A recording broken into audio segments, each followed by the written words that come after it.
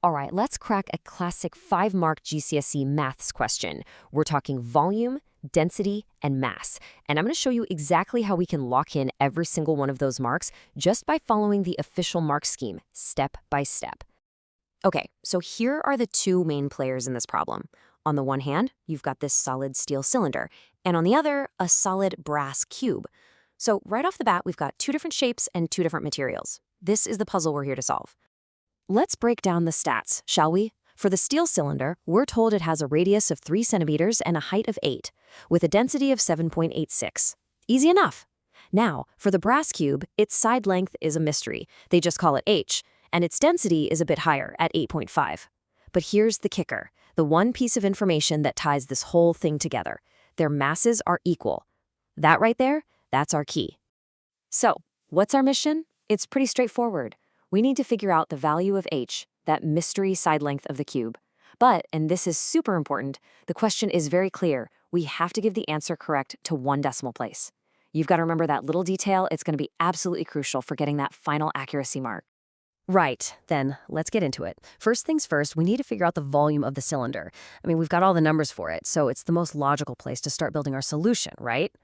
And to do that, we're going to need the right tool for the job. And here it is, the good old formula for the volume of a cylinder. It's just pi times the radius squared times the height. This is one of those fundamental formulas you absolutely want to have locked and loaded in your brain. And here's the cool part.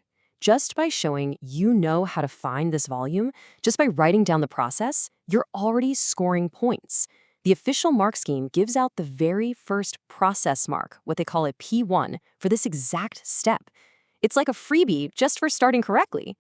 Okay, let's put that formula to work. We just plug in our values, right? So it's pi times 3 squared times 8. Your calculator will probably tell you that's 72 pi. Now, pro tip, it's always best to keep that exact value, 72 pi, in your calculator's memory. But for our working here, we'll write it out as a decimal, 226.1946 ... and so on. Whatever you do, do not round this number yet. That's super important.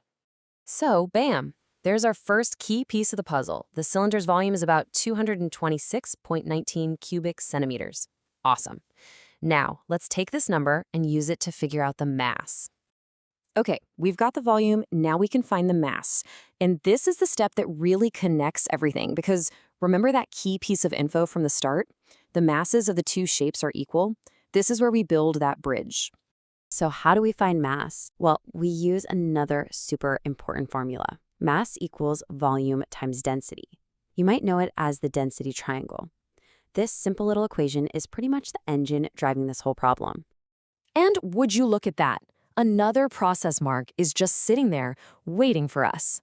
The mark scheme is super clear. You get a P1 just for showing the process to find the cylinder's mass. See? We're literally just collecting marks one by one as we go through this logically. All right, time to crunch some numbers. We take that volume we just found, the 226.19 and so on, and we multiply it by the cylinder's density, which is 7.86. That gives us a mass of 1,777.89 grams. And I'm going to sound like a broken record here, but it is so important to keep that full, long number in your calculator. Don't round it. And here's where it all clicks into place. The question told us the masses are equal. So guess what? We now know the mass of the brass cube. It's the exact same number we just calculated, 1777.89 something grams. We've done it. We've officially connected our two shapes.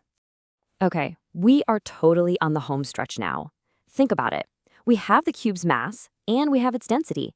All we have to do is kind of work backwards to find the one thing we're actually looking for, that side length, h. So first things first, let's find the volume of the cube. And you guessed it, the mark scheme is ready and waiting with another process mark for this step. That's our third P mark in the bag. To get the volume, we just need to shuffle our mass formula around a bit. So, volume equals mass divided by density. Let's pop the numbers in. Our big mass number, 1777.89 ... divided by the cube's density of 8.5. And that gives us the cube's volume, 209.16 ... cubic centimeters. We are so close now. Just one last calculation stands between us and L. And yep, For the fourth and final time, the mark scheme is waiting with our last process mark, this time for finding the side length from the volume we just calculated. Okay, so we all know the volume of a cube is just its side length cubed, right? So h cubed equals that 209.16 ... number. To find plain old h, all we have to do is the opposite of cubing a number, which is taking the cube root. Your calculator will make super quick work of that, and it'll spit out an answer of 5.936 ... centimeters. And that's it. We've done all the hard work. We have our raw value for h, but hold on, we're not quite done yet. Now we have to make sure we present it perfectly to nail that final super important accuracy mark, the A1. Okay, cast your mind back to the very beginning. Remember what the question asked for? It specifically said the answer had to be correct to one decimal place. Our full answer is 5.936 and so on. So when we round that, we get 5.9.